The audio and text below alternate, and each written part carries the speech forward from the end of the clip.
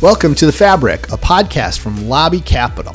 In this podcast, we explore the people we back, the people we work with, and those we partner with in hopes of better understanding what leads to successful entrepreneurship. Recognizing there is no single recipe or list of ingredients in successful entrepreneurs, but instead a combination of past experiences, relationships, serendipity, and personal characteristics that shape and influence their achievements. So through our conversations, we will dissect various case studies in hopes of unraveling the fabric of successful entrepreneurs.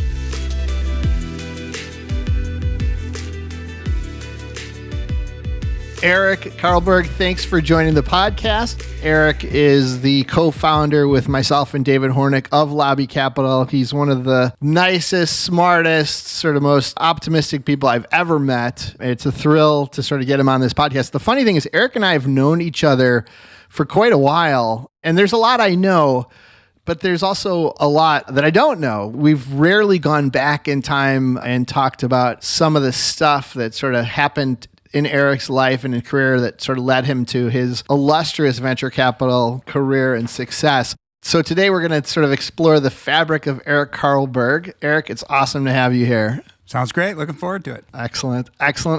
So we'll do this in a chronological order. Let's go back in time. You're an Illinois boy. You grew up, was it Flossmoor or St. Charles? St. Charles. St. Charles. Born in the city, born in Lying In Hospital. My dad was a grad student at the University of Chicago, born there, moved to St. Charles shortly after that. And was the whole extended family in St. Charles in the Chicagoland area? No, my parents are from Evanston, and that's where the extended family is from. And brothers, sisters? I have two older sisters. My eldest sister is 7 years older than me, and my middle sister is 5 years older than me. So this is fun. This is a first fun fact that I did not know before, but now it's sort of helping explain. So David Hornick, our co-founder, has said numerous times that I'm the Jewish Eric Carlborg. There you go. And the funny thing is, I'm speculating here, and you can certainly add in, but I'm speculating that there's sort of a Midwest personality that both you and I have from our upbringings. And accent, I'll add. And our accent. All right, so you grew up in St. Charles, and I know, super athletic guy. What was Eric Carlborg as a kid? What did Eric Carlborg do? What was Eric Carlborg like as a child? I mean, I was one of those outside all the time kids, played whatever sport was in season, baseball in the spring and in the summer, football or whatever in the fall, and basketball in the winter, which is what I ended up playing the most. But yeah, grew up in the small town. Everybody had a bike, ride to the pool in the summer and don't come home before dinner. Right. In fact, Mom ushered you out of the door so you wouldn't be in her way as she was sort of doing her thing up until dinner. It's funny, growing up in the Midwest, doors were never locked. There was no sort of helicoptering over us as we sort of did our thing after school. In fact, I don't think my mom and dad ever took me to school or picked me up from school. That was my responsibility to get there. I assume it was the same for you. Oh, yeah. Could walk to grade school, walk to middle school, and then bus to high school. But yeah, absolutely. If you couldn't get there on your own or you couldn't get there on a bike, you weren't going. Right. The bike was the key thing. And, it's funny, growing up, also, I grew up in the north suburbs of Chicago. St. Charles is straight west. As I was growing up, I was a swimmer, and St. Charles was like the elite swimming town, and they had the best high school and traveling swim team. And did you ever swim? Did you have any friends that were in that swim team? I knew all those guys. I worked out with them in the morning before school. The coach, he kind of changed sports. At St. Charles, he turned swimming into a 12-month year sport. And that kind of all started right when I was in junior high and high school. Yeah. And you went to St. Charles High, right? I did. Spinning forward to high school. And played those sports. And as a student, what were the classes you took? What interested you? Sort of what was Eric like as a student in high school? I mean, I took whatever was offered. I was as interested in sports as I was in anything else, but I was a math and science kid and, took all the honors classes and, it's kind of what everybody else did as well. And were you competitive? Like when you think of yourself in the academic setting, was there an element of competition there that you enjoyed? Was it... I was a good student, but it wasn't a focus. Yeah. I was more interested in sports and everything else that was going on. I had a great time in high school. Great time. 4 years, but yet probably the most memorable period of my life. Yeah, for me, it's college for sure. I mean, I went to Illinois and that was the perfect place for me. I had a great time there. It's a great school. That's the part where most of my longest lasting friends come from that time in my life. And so let's talk about that. So not an uncommon path. Grow up in the suburbs of Chicago, super bright, good student, good athlete, well-rounded, and end up at Illinois. Did you always think, okay, that's my path, or did you apply to other schools and then decide Illinois was the right one? How did that work? I could either go and play basketball at a small private school, or at least that's what I was thinking, or I could go to Illinois. And my sisters had gone to private schools, and my dad knew me pretty well, and he thought I should go to Illinois. He thought I would enjoy the big sports and all that. And from his perspective, it was, 1/3 the cost. So he was interested in that as well. And, he knew I had wanderlust. And so he made a deal with me that if I went to Illinois, I could do whatever I wanted in the summer as long as I didn't cost him any money. And I can tell you what those were, but that really appealed to me. So I went to Illinois kind of based on that trade. And it worked because then in the summers, I did 3 kind of crazy experiences. And I looked for these experiences. After my freshman year, I pumped gas in Yellowstone National Park. There were at the time 8 gas stations, and they're run by college kids, and you have to write an essay and you go there. But I did that. After my sophomore year, I'd worked in college, so I had some money, and it was a really strong exchange rate, 10 francs to the dollar, and the pound and the dollar were almost at parity. So I spent a summer kind of hitchhiking around Europe, and I also took a language class for a month in l'Alliance Française in Paris. Ooh. And then after my junior year, I was a flower farm laborer, literally picking weeds and picking flowers in Maui. Wow. And so it was a zero-sum cost. I earned enough to get there and come back. But I could do all those things based on that original premise. All right, there's a lot to unpack here. This is awesome. I'm super, super excited about this.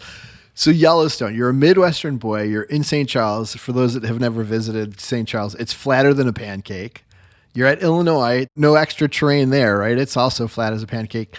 And you head out to Yellowstone. Had you been in the mountains before? Was that your first time? I think I'd been to Colorado once, but I had certainly never been up there. Yeah, no, I got on a plane, flew to Bozeman right after school, did 2 or 3 days of training how to pump gas. And then I got put in a place called Fishing Bridge, which is in the middle of the park. It's no longer there because it's grizzly territory. And after we left, they closed that down. But we worked 4 10-hour days, and then you got 3 days off, and you were in the park. And, there were all these other people working at the gas station, but then also everybody working at the seasonal help, working at, the stores and the hotels and all that kind of stuff. And it was an absolute riot. I bet. We got around the park by hitchhiking, and we'd get backcountry passes and go off for 3 days. And when we first got there, it was lots of snow on the ground and going down mountains on scraps of cardboard and hiking around and sleeping out in the woods and all that kind of stuff. No, yeah, I learned it all on the fly. There were a lot more outdoorsy people there than me, but you become that spending a summer there. It was a spectacular way to spend a summer.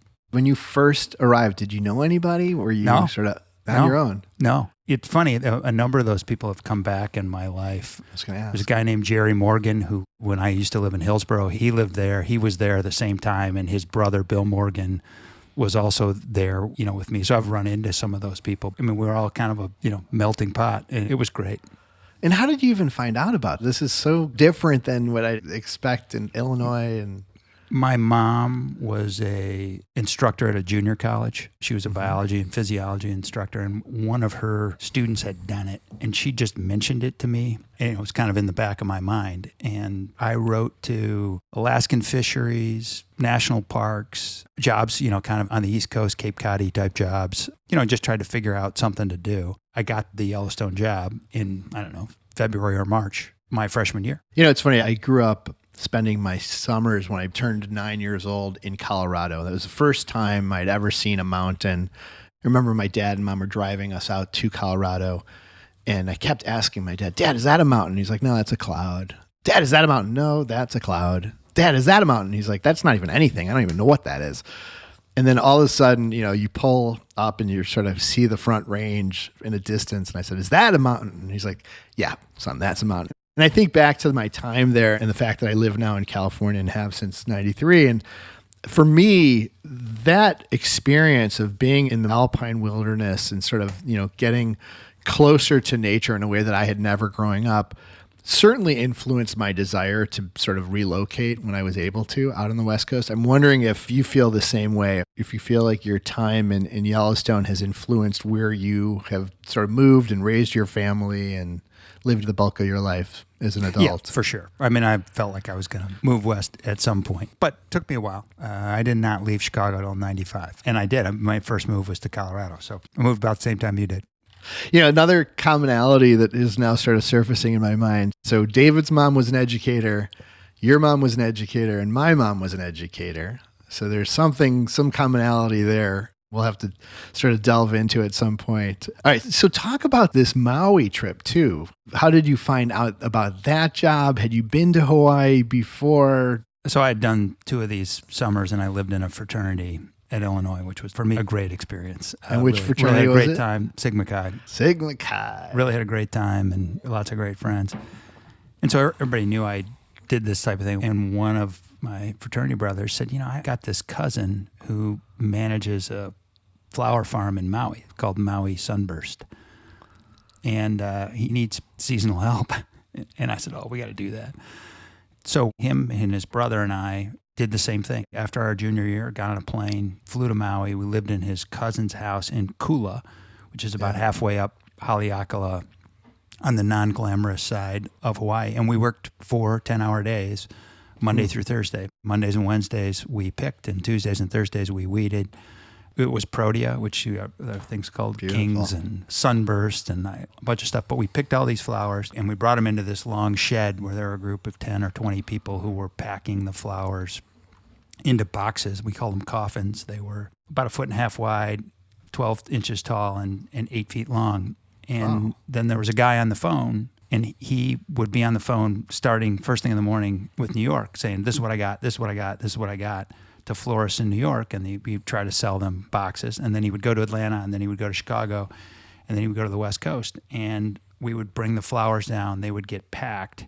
And then at 2 o'clock, we'd load them up into a pickup truck, drive down the mountain, and we drove right on the tarmac, put them in the belly of an American plane, put them in the belly of a United plane, and then there would be fresh flowers at the florist the next morning.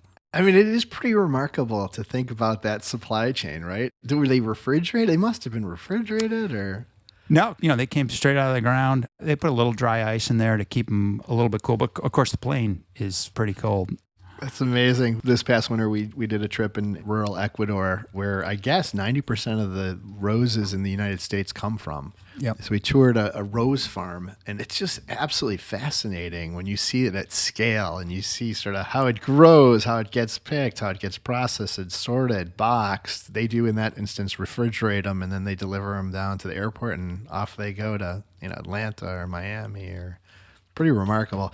And, this is probably the first sort of connection to your career I'll try to make, which is, you see this business. This is a small business, unique, and it has a whole bunch of sort of logistics and sort of processes. How often do you think about that experience in your day-to-day job today? Does it ever sort of help you frame some of your sort of inquiries or questions when you're sort of looking at a new opportunity? Do you ever think about this Protea farm in Maui and your time there? Well, I mean, eventually I became the CFO of Pro Flowers a long time later. So yeah, I definitely looked back on it. I knew it was a really good business. I was always super commercial. I always worked. I worked in high school. I was a bartender in college.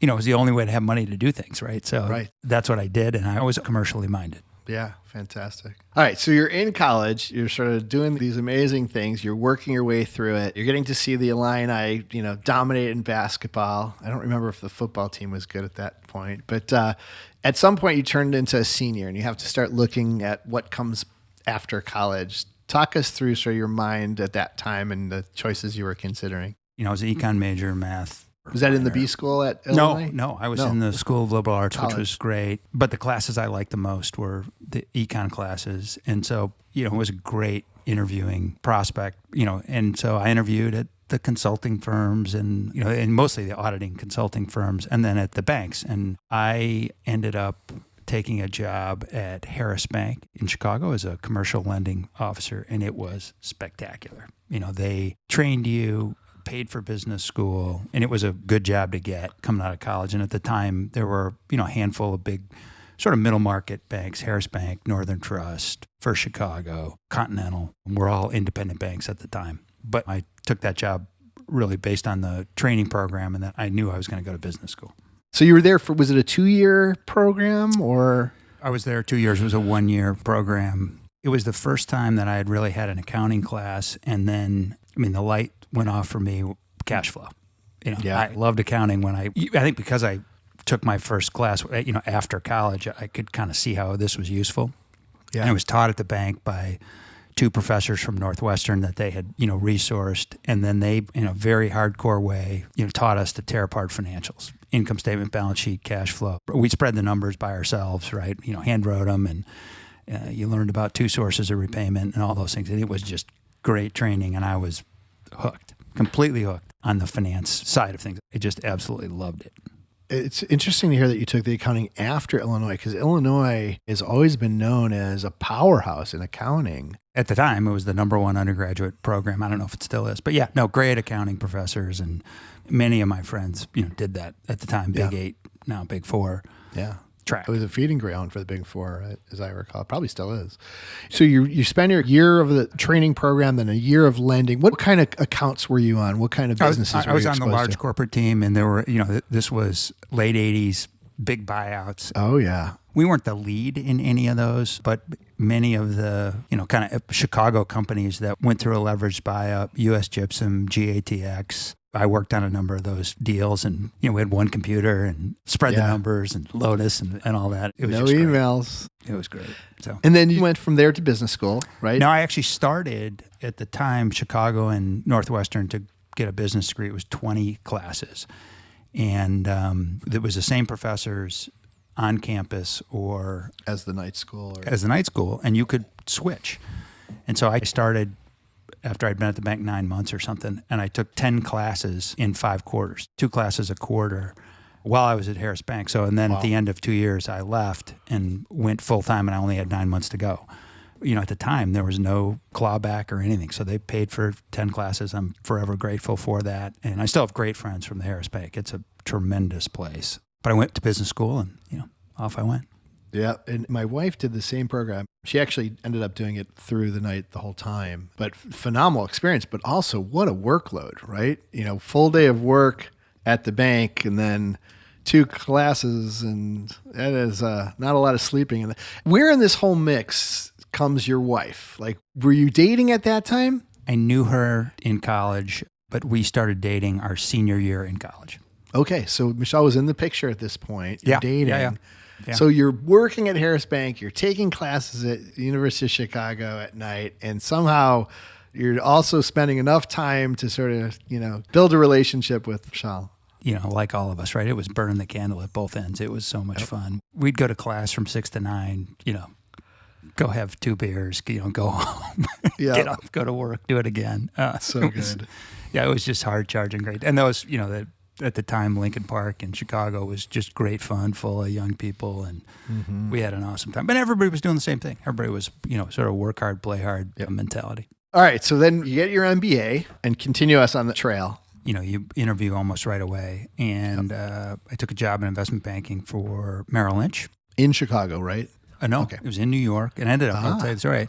I got the job in December. I had left the bank in August, and by December I had my next job, although I had to finish school. And so I went to New York, got the job, we're going to move to New York. Michelle and I were engaged at the time, going to get married. So I got the job, and I called the Chicago office, and I had interviewed there. That was the first screen, and, I had interviewed there. I said, look, I'm going to work for you guys in New York, and I come in and work part-time because I had no money. And right. So starting in January or February, while I was finishing school, I would go into Merrill Lynch and work 2 days a week. Were you corporate finance? Was that I was in the general industrials group, calling on Quaker Oats and the Tribune Company and Waste Management, and, all those great Chicago companies. And after doing that for 4 or 5 months, they said, do you want to stay here? And Michelle and I talked about it. We were pretty excited about going to New York. And I said, no, thanks. I'm going to go to New York. You wanted to go to New York? Yeah. And I remember the head of the office pulled me in and he said, are you nuts? This is so much better lifestyle. We're a small office. You'll move up faster, all this kind of stuff. You're making the biggest mistake of your life. And I was like, really? And we said, okay, we'll stay. So I started at Merrill Lynch in July. Went to New York for 3 months training, but then came back in the Chicago office. And he was right. I loved it. I just had a great time. I worked for 3 great guys who, all had clients, and, so we had deals to work on and things to do. And there were only just a couple associates in the office, so everything flowed through us. And, it was a great learning experience. So before we delve into that part of it, I'm going to take a step back and, you finishing up your MBA, you're starting to look around. UofC is an amazing school, so all sorts of employers are soliciting the students there. Why investment banking? What were your choices and why did you decide investment banking? Oh, it's the only thing I wanted to do. I loved the Harris Bank job. I thought it was great. And I just wanted to move up the decision tree. It felt to me like the strategic discussions and all that kind of stuff happened at the investment banking level as opposed to the commercial banking level. I don't know if that's really true, but it was the 80s. I mean, it was greed is good. Barbarians at the gate. All that. It was the only thing I wanted to do. And it was fun in every way. And out of that school, we were taking consulting jobs or that job. Yeah. And so talk about it as an associate in a small office, but with sort of partner level people that have clients and are busy. What were the things that you did then? And really sort of what of that has sort of helped you as you then went in-house and as you became a venture investor and as you sort of ended up becoming a venture capitalist? It was mostly large corporate. So we were working on financings, M&A activity, running comps and, pro forma financials with a convert or, with straight debt or raising equity or whatever it may be. And it was geographic. We had Indiana, Wisconsin, basically most of Illinois and, Minneapolis and all. So it was sort of all those companies. We were, trying to get their deals. I mean, it was really competitive. We had our group of clients and the Goldman office at the time was run by Hank Paulson, who ultimately ended up running Goldman. And most of the Merrill guys actually that I worked for were very high up in Merrill Lynch later. The Morgan Stanley office was super strong. The CS First Boston office was strong. It was, there were a bunch of people doing stuff. And how much of it was sort of the sales part of it? How much of it was sort of, servicing a transaction that's already sort of been engaged with? On the engaged transactions, how much of it was, sort of... I mean, the first 4 years I was a bag carrier, right? Just doing whatever the senior guys wanted, whether we were pitching or doing deals. We had a nice mix of deals. I don't know what the percentage was, but we didn't have to do too many things where we had no shot. Yeah. And the best part of it was the guys I worked for were very smart and very good, and they knew what they wanted. They always liked thin books, and so that we did not have the 200-page book that nobody ever looked at, which banking become a little bit more permeated. And so they were pretty substantive things, and they were fun problems to work on. But it was long hours, but it was fun. It's funny. I'll tell the students that I teach at Illinois or sort of when I'm visiting at Stanford or just, my kids' friends, those early days, there's something to be said about the long hours, right? You don't realize how much you're learning as you're, barely staying awake at 2:00 in the morning, knowing you have to be back in the office at 6 the next morning. But you learn a lot there. And you get to witness these sort of, people that have evolved in their career and have sort of developed an art to what they do. You sort of glean a lot of that. There's no substitute for that incredible hard work and that exposure to sort of really brilliant people. No, we prided ourselves on getting into the office before the New York guys get and leaving them a voicemail. Hey, I'm in the office. When you get in, give me a call. We were an hour red earlier. Light blinking on their phone in the morning. Yeah, those are great. Yeah. So you survived there and thrived, not just survived. 7 years. I was there 7 years. Yeah, 4 years as an associate, and then you get an area. So they, Carlborg, you get Wisconsin. Is that right? Is that what you were got? Yeah, totally. Yeah. And a few accounts here and there, and most of the big accounts are already, so you drive around trying to do deals. And was this the genesis of the Eric Carlborg on the road? Eric is a road warrior. We were on the road a lot. I flew in those 7 years. When we went to New York every week, I flew 2 million miles on American in those 7 years. And they were all the glamour spots, Cleveland, right. St. Louis. A lot of times I would leave in the morning, come back, and I'd be home by 6 or 6:30, and nobody even knew I spent the day in Cleveland. Yeah, it's amazing. It taught you can do that, and it's actually doable. Since then, I've almost always traveled half the time, but for the pandemic. Yeah, it's pretty amazing. And so you're doing this, you're developing expertise. Undoubtedly along the way, your clients take notice of you, the senior partners take notice of you.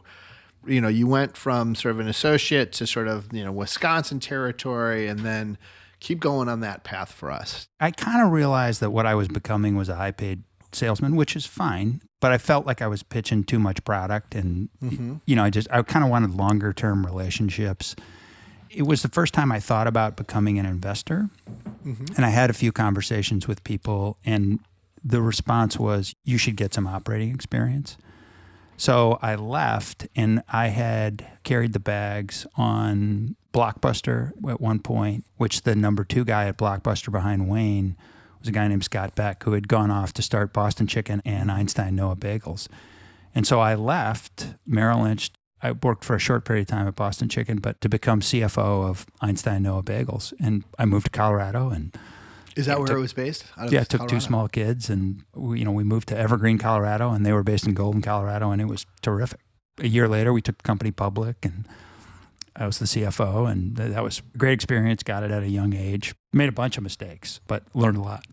What would give us some insights into some of the mistakes? We were adding 300 stores a year, a lot of stores. So we had to raise tons of capital. We went public, subsequent stock offering, subsequent convert, and it was a great team. The people from that group have gone on to do amazing things. Scott Beck was a great recruiter and brought all sorts of super interesting people together, but we underestimated the cost of complexity. We added lunch and we added different, and when you do that, it's hard to make money. You can get revenue, but it's hard to make money. And our store level economics were not good and not what they needed to be. And we were trying to hit growth targets and everything else. And so, eventually we had to retrench, and the CEO ended up leaving, and one of our operating guys became CEO. Both CEOs were great in their own way, but, really had to retrench, get back to basics, store level profitability, build a P&L for each store, monitor it on a daily, weekly basis. And those were all great things to learn. At the cost of growth, I assume. Cost of growth, cost of complexity. And I say that all the time as an investor and as a board member, focus on the core. And minimize the complexity that's unnecessary. We've had that conversation internally a couple times now. Yep. You also mentioned the people that you've sort of run across, that you've worked around. Some brilliant people at Harris, some brilliant people at Merrill, at Noah's. And I look at my own career, and I look at how influential the people that I met and worked with early in my career are on my current career. And I think it's important to sort of keep in mind that from day one, you're building your network. From day one, you're building your reputation. And obviously, you've done a phenomenal job with that. Are there folks, at Harris that sort of ended up influencing your time at Merrill? Are there folks at Merrill that ended up influencing your time at Noah's, et cetera? And my first day at Harris Bank, I sat next to a guy named Dave Purcell, same age. His father was Phil Purcell, who just a rocket, and I ended up partnering with Phil. Phil ended up being the chairman and CEO of Morgan Stanley in a meteoric career, and then he and I ended up being partners 20 years ago. So that relationship led to that. That was your foray into investing. That was when you sort of left banking and operating roles to become a full-time investor. And Phil was always an advisor and just an amazing guy. And he used to always say, relationships are the key, but over time, it's your peers who push you up, not your bosses who pull you up. That was just great advice.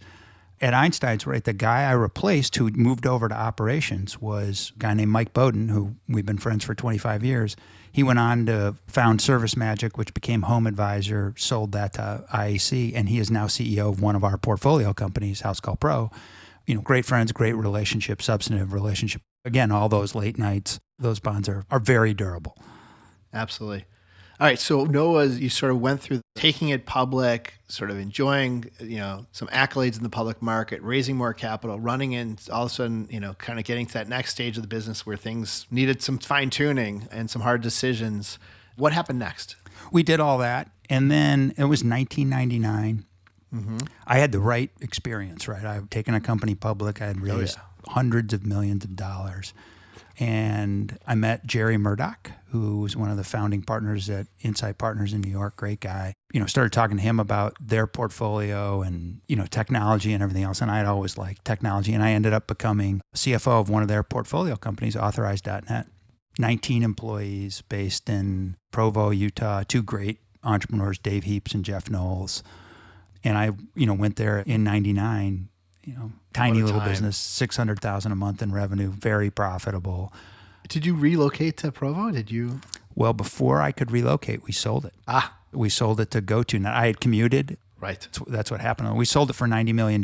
We sold it too cheap. We sold it in 99. Then, of course, 2000 happened. It sold again in 2002 or 2003. And I actually looked at it for 90 million. Then it sold for 500 million and then $1.5 billion. And, now it's part of Visa. Great business. We've had discussions at Lobby Capital about some of the historic investments we've all made, either at August for you guys or me individually as an angel or through my funds, selling too early versus selling, and how do you make that decision? And there's certainly plenty of case studies that, like the one you just shared, where, you sold early, the value kept growing. And so you sort of, forfeited that upside. And we've talked about Ebates but there's also the other side of the coin where, we know entrepreneurs that have said no to deals because they felt there was much more value to create, and lo and behold, that didn't happen. How do you think about that as a venture guy? I mean, all of us proverbial say that hindsight is 20/20, but there was also a nuclear winter that we would have had to go through in 2001, 2002, 2003, where there's, very little funding, and that business was so profitable, probably would have been fine. But we sold to a great company, GoToNet, in Seattle. I actually went to GoToNet for a very short period of time. So rather than move to Provo, I ended up moving to Seattle. So moved the small family again. And at that point, you've had 3 kids, if I'm not mistaken. We had a baby and kid number 3 in Evergreen, Colorado. Moved to Seattle, had kid number 4. So good. And he kept going. Kept going.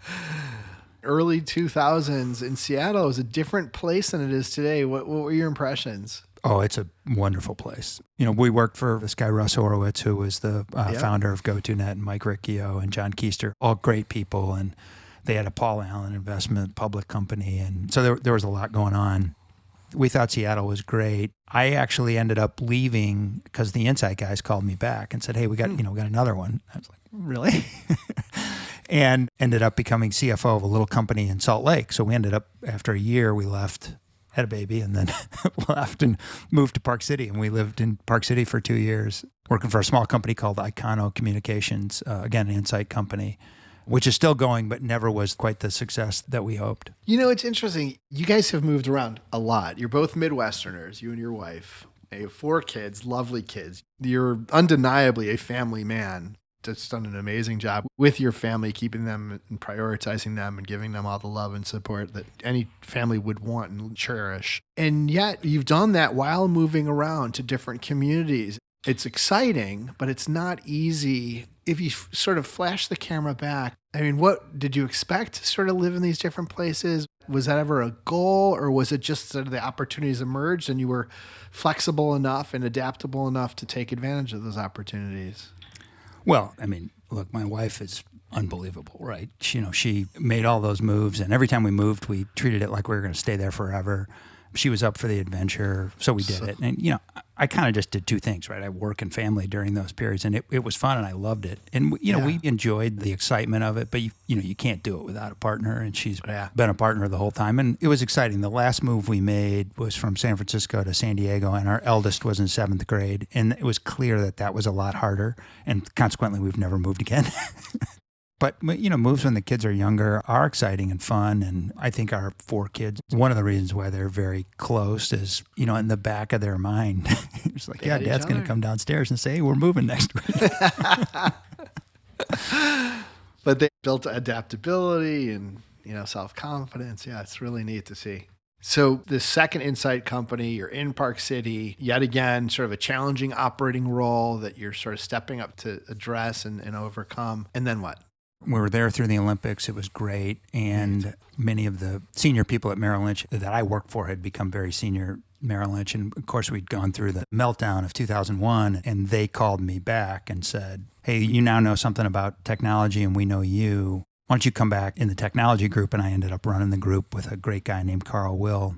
They were kind of looking for somebody that they knew and, try to figure out what to do. And of course, we had to go through a big downsizing exercise and all that. So that led me back to Merrill Lynch, where I ended up running the technology group, moved to the Bay Area, and did that for a handful of years. And after doing that, again, I kind of realized, I was back to pitching products and shorter relationships, and I liked the longer term problem. But that also led to a lot of great relationships, right?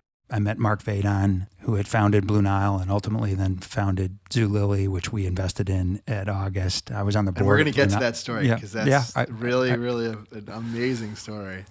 But I ended up leaving Merrill Lynch, taking an operating job at Pro Flowers, Provide Commerce. Yeah. And they were a public company that needed a CFO. And I loved the CFO, still do. I call him the best boss I ever had, Bill Strauss. So I joined Provide. We moved the family from San Francisco down to San Diego. And shortly after I get there, we get this call from Liberty Media. We want to explore strategic alternatives. And note to self, guys, that whenever you bring Eric in, shortly thereafter, a corporate opportunity will emerge. It's our secret weapon at Lobby Capital. It happened fast. Anyway, we, public company, you got certain obligations and all that kind of stuff. And we ended up selling the business to Liberty. Great team there. Dr. Malone's amazing. Greg Maffei had joined recently. He's an incredible person. And then the group was run by this guy, Michael Zeisser, who did a wonderful job integrating us and pulling us into that. But after we sold, I kind of thought I would stay at Provide. But then Phil Purcell called me, and he had recently retired from Morgan Stanley, and he had a vehicle called Continental Investors. And his career, he had started the Discover card, grew it while he was at Sears, and then they ended up buying Dean Witter. He ran that.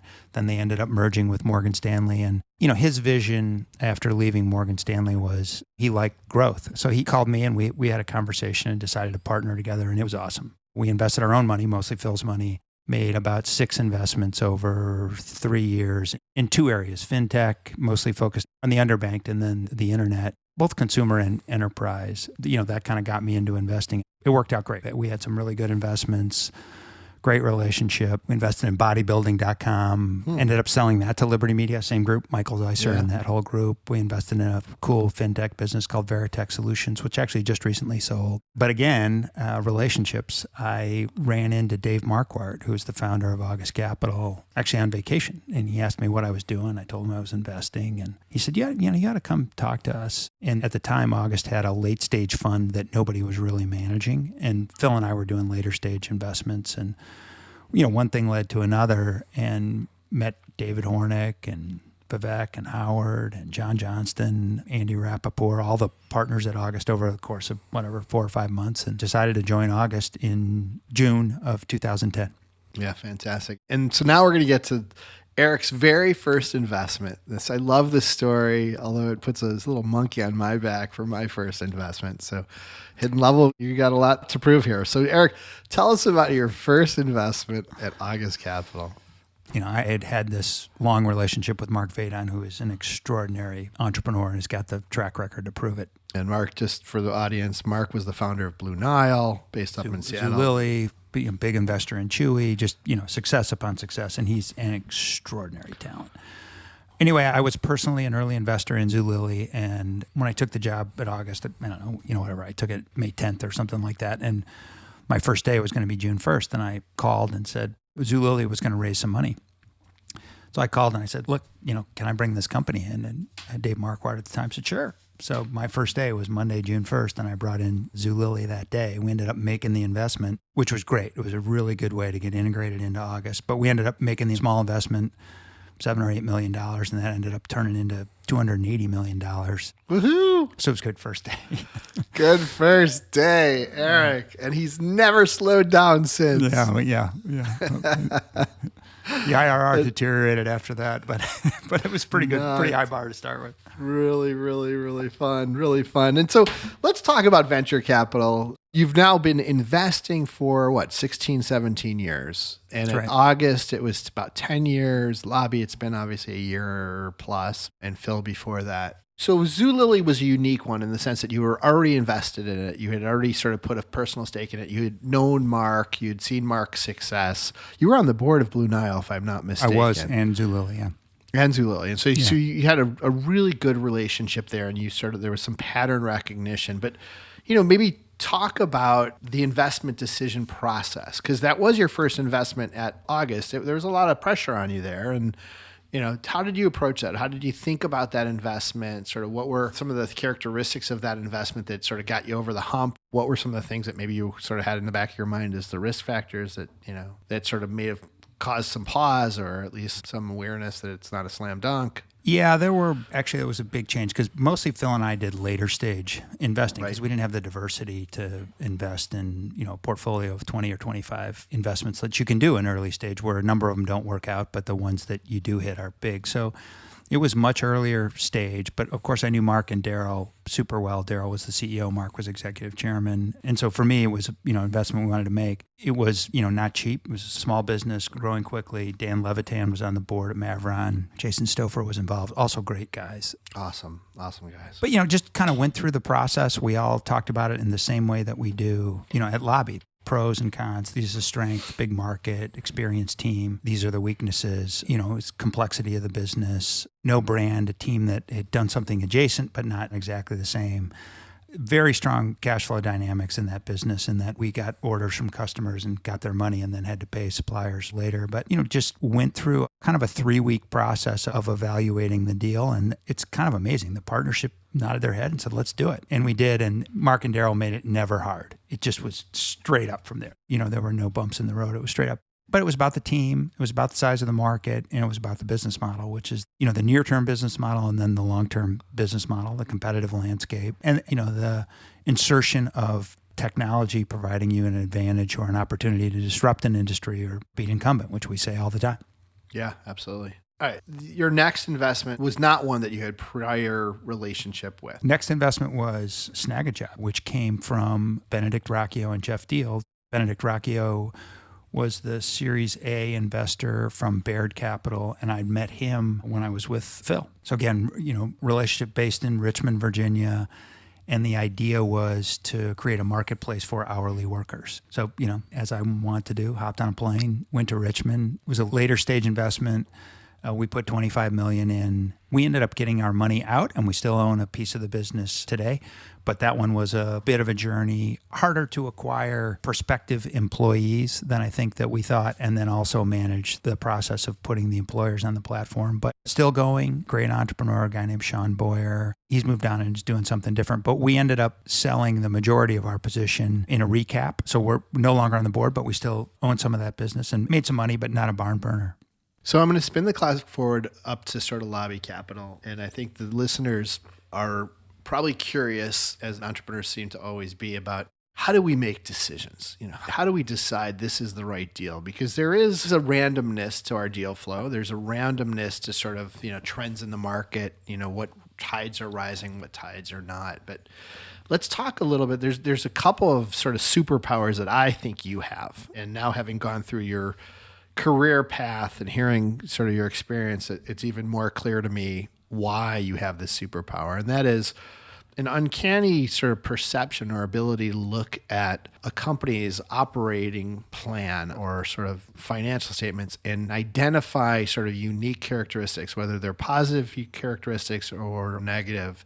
You sort of have a phenomenal way of kind of looking and piercing through and sorting and sifting and identifying. And yet in the early stage, it's a difficult thing to do, right? There's not oftentimes a ton of history there to kind of look at. But talk to us about first, when you look at a deal in early stage, because Lobby Capital is focused on early stage, how do you sort of get your mind around a mental model of where they can go financially? I think first, right, the three of us and the venture partners as well share the view that the most important thing is the team, right? The entrepreneur is first and foremost, and the team around it. Team. Right. So right. Yeah, no, that's right. We all start there. And then the next thing is, how big can it be? And there's usually some debate there because oftentimes, you think you're in a big market or a big pond and it ends up being more shallow than you thought, more competitive and all that kind of stuff. And then there are some things that don't initially appear big that become big, right? Uber for black cars, then Uber for everyone, right? We love that story. And so we have that conversation. But then you're right. My next process, and I think the role I play in the partnership is to try to think about what the business model could be and what the margin structure could be. And, it starts with unit level economics, cost to acquire, lifetime value, what it is now and what could be, competitive position, what it is now and what it could be leads to pricing pressure or margin erosion. depending on the mode around it. And, I kind of naturally go to that, end up asking the most questions around the unit level economics and the economics in the business. And, been wrong in some businesses and been right in others. And I think always go back to the simpler the business is, the easier it's going to be to make money and expand margins. Yeah. And so I think what you're referencing is I'm that voice in the partnership decision. Oh, it's so valuable because, ultimately every business on the planet, if it has its life as an independent business, gets valued based upon how much money it makes, right? At the end of the day, that is sort of the goal of a business, is to sort of create an engine that creates money, creates income. And so often in the early stages, that's not a conversation that entrepreneurs sort of are eager to have. Now, admittedly, they have a lot to sort of build before they can get to the point where the company is actually making money. But having an eye towards why eventually they're going to have an unfair advantage in making money is really a critical component of the story, I think. That's right. And it usually doesn't go exactly the way we all think. But if you can't frame it out in your mind initially, it could change, but it would be hard to make that investment. Like, I don't know how these economics are going to work, but we got to make this investment. Yep. The other thing that sort of stems from that is the capital requirements of a business. And again, not always clear from day one exactly what kind of capital requirements will be needed. We've certainly seen some software businesses that initially look like they could be very lean from a capital standpoint, and then sort of spin the clock forward 5-10 years, they've raised $1 billion and they're sort of spending a lot of money on building out their sales force and sort of their marketing machinery. But again, a healthy exercise to sort of think forward on the capital requirements of a business in order to achieve the vision of the entrepreneur. You've always struck me as sort of having a good perspective on that and at least forcing that thought exercise. Yeah. I mean, you learn that the hard way, right? Is if you are in a really capital intensive environment or a capital intensive business, there'll be times where that capital is easier to form and times where it's harder. And given the length of these businesses, chances are you're going to have a cycle or two. So you just got to think about the capital uses and know that adds, some risk to it. It can also be a differentiator. Sometimes people that are great money raisers in capital intensive businesses, they use that to their advantage and squeeze out the competition. Yeah, for sure. So talk through some of the most exciting or most unpredictable, most fun, most frustrating, most personally sort of expanding experiences you've had as an investor. Talk through a couple of things that sort of you think have really imprinted upon you and made you sort of who you are today. For me, it's the length of the problem. The authentic relationship that you have with the entrepreneur or the management team. Sometimes the entrepreneur, moves on, but, the length of that problem, working your way through it. I tend to do Friday calls with every one of my investments. And there are some that I don't do that with, but I'm super communicative. And so that when I don't have those scheduled calls, it's usually because I talk to the entrepreneur a couple times a week. And so it's the length of the problem, being involved in the process of hiring the team, thinking about the business, and the entrepreneur is doing all the heavy lifting. We're just, sounding board and cheerleader and pattern recognition. But those long relationships where you start on a business, whenever you start, whether it's a late stage investment or an early stage investment, there's nothing more rewarding than, making an investment with a handful of people or 50 people and then ultimately being 1,000 people in a, super valuable business. And it's incredible how frequently it happens. I love the whole ecosystem, the entrepreneur ecosystem, the partnership that we have and our venture partners and our LPs, and then frankly, the other investors. It's just a, incredible ecosystem of super competition on one hand, but super cooperation on the other.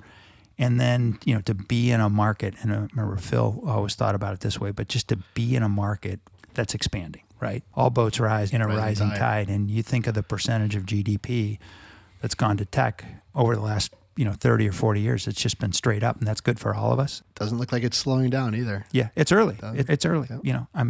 I love the baseball analogy. I love sort of getting the question, where are we in the tech revolution? And I feel like we've been stuck at sort of the bottom of the second inning for about 10 years. So got a long way to go. So Eric, we talked about this internally quite a bit, and we have a little discussion about it on our sort of introductory video that we posted on our website. But if you don't mind, maybe take a moment and just share how Lobby Capital came together. we had finished investing August 7 and had some good success, so we had some flexibility as to what we were going to do next. And David and I have formed a very strong partnership, shared vision, non-overlapping experiences and network. And the shared vision was Series A investing. It's about the people first, big market, have an authentic relationship with each other, with our LPs and with our entrepreneurs. And David and I were clearly going to go forward, and we wanted to expand our group. And, one of the first conversations that we had is who shares that vision, who shares that authenticity, and has a non-overlapping network and non-overlapping skill set. And David had a 25-year relationship with you, buddy, and I had a long relationship as well, although not as long. And it was an obvious choice to reach out to you and, try to convince you to leave your lucrative law job. We did that first, and then the three of us coming together, and we spent a year really making sure we had that shared vision. It was as simple as what I just said. Those three things is kind of what we wanted to do. And we also thought experience matters, right? Being a Series A investor, long tenure and experience is oftentimes what an entrepreneur is looking for. But then we thought about the brand. August is a great brand. David had created the Lobby Conference, which had really spawned into the lobby ecosystem. We had 2,000 people participate in lobby conferences and 3,000 different, user-generated sessions. And from an entrepreneur perspective, the lobby name and the lobby brand was lightning in a bottle. And so while we were trying to bring a lot of the great things from August, we wanted to leverage that lobby brand. Turned out to be a great decision. That allowed us to really delve deeper into the lobby ecosystem. I don't want to say leverage it, but make the fund more part of it than it was before. And it turned out to be a great decision.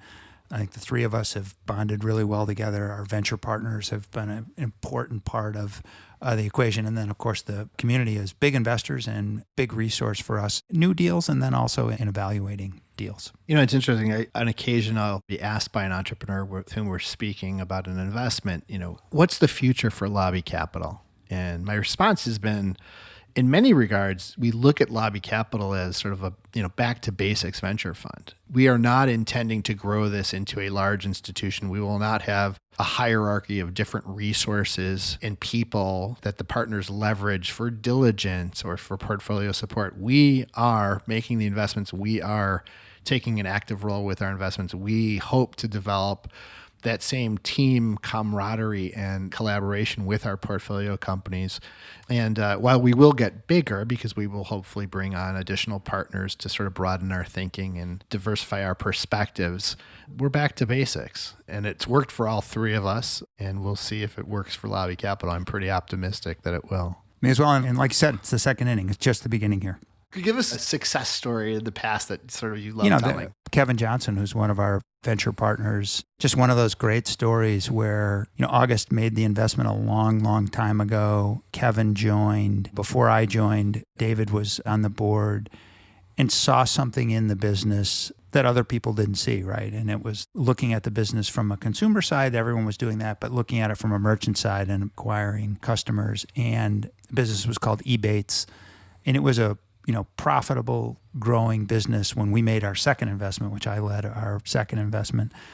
And I can't remember what the valuation was. I think we put $25 million in it, 150 or something like that. But we ultimately ended up selling the business for $1 billion to Rakuten. And my guess is since we sold it, the business probably 10 times as big and, worth 10 times as much. But, that was a business that was plodding is the wrong word, but sort of bumping along for 12, 13 years. Right person comes in, has a unique insight at a unique time in the marketplace and, accelerates the business. And, that was a lot of fun. But, each investment, there are always, high points that you share with the entrepreneur and all that. And then there are low points that you share with the entrepreneur, and you try to be founder authentic. Sometimes we're right, sometimes we're wrong, but we try to give a candid view. I love that process. Yeah. It's a true team sport. And not every team player is always on, and not every team player is always playing their best game. But as a team, you sort of communicate clearly. You sort of get through that.